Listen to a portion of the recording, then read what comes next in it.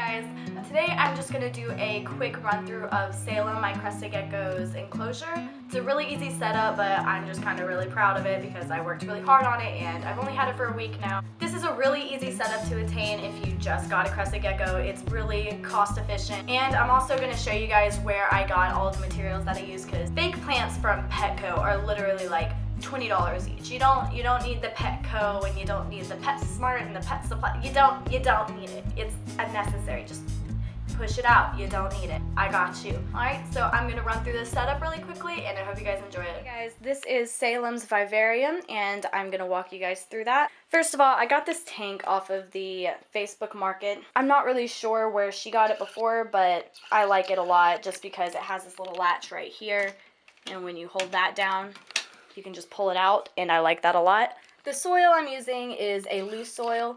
I use Eco Earth's coconut infused soil.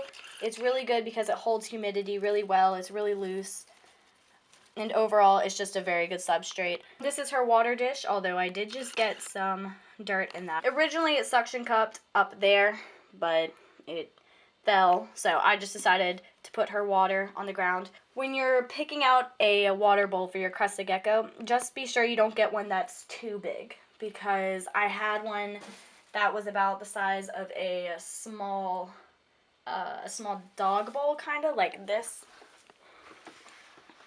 It was about that size, and it was way too large, I learned.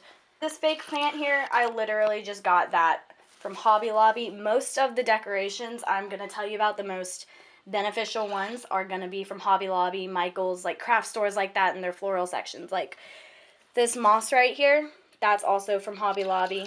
I love it because I feel like it contributes to locking in humidity as well, and it gives her a lot more foliage to hide behind.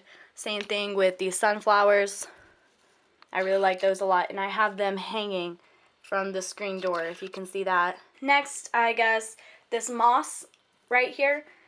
If I ever miss down Salem's tank and it gets wet, like you can see right there, then if I spray it on this moss, she will not slide off of it, because a crested gecko, if it is a wet surface or a dirtier surface, they will have a harder time climbing up it. So I decided this moss would help lock in humidity as well, and it would also make it way easier for her to climb up there to where she needs to be.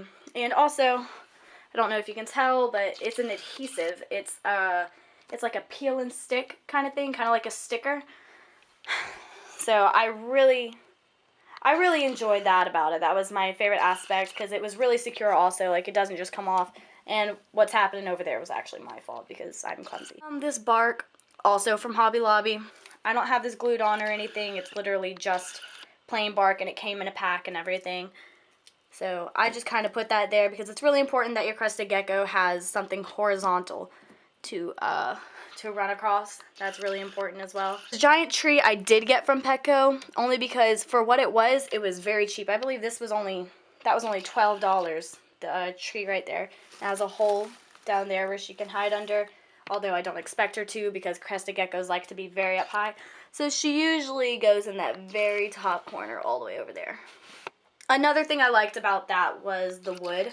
The material it's made out of is authentic wood, and it's very safe.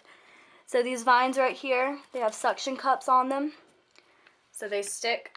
That gives her some more foliage. And also, when you mist down their tanks and the water gets all up on the leaves and everything, they can drink the water off of that rather than going down to their water bowl. This rock right here is actually just silicone. It's just a silicone kind of fake looking rock deal. I use this silicone adhesive right here to glue it to the side of the tank. So I hope I never want to move it, because I can't.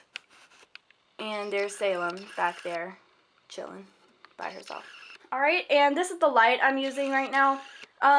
It's important to know that you only keep your light on during the daytime. Don't leave it on overnight, even if it does produce more heat. If you need a way to keep your gecko warm, you should get a heat pad, although I don't need to do that in here because I have lights and it's a small room, it's a small closet. We also have a lamp down there for both of our snakes, and that produces a lot of heat in its own, plus the heat pads and everything. So the room right now is 79 degrees. So I don't really have a need to leave that on during the night, and it's also important that they get a day and night cycle because crested geckos are nocturnal, and that's extremely important to remember. Alright, and that is basically Salem's enclosure. Like I said, it's really easy. It was going to be fast to go through. So, now, where I get most of my materials, like I said, any big craft store, Hobby Lobby, Michael's, there might even be some things at Walmart you could use. It's really good for foliage. They have things like bark. If you choose to glue anything, make sure it is non-toxic glue. You don't want your animal stuck in its vivarium or its tank with those chemicals used. That would not be good. It can make them sick, it could injure them. You just don't want that. So for the most part, that's really all. This was going to be a really short video. I'm probably also thinking about making an enclosure tour video for my ball pythons because they also have new setups and I'm really excited about it as well. Other than that, if you guys have any questions, you can comment below and I will try to answer them the best that I can. All in all, I hope this was really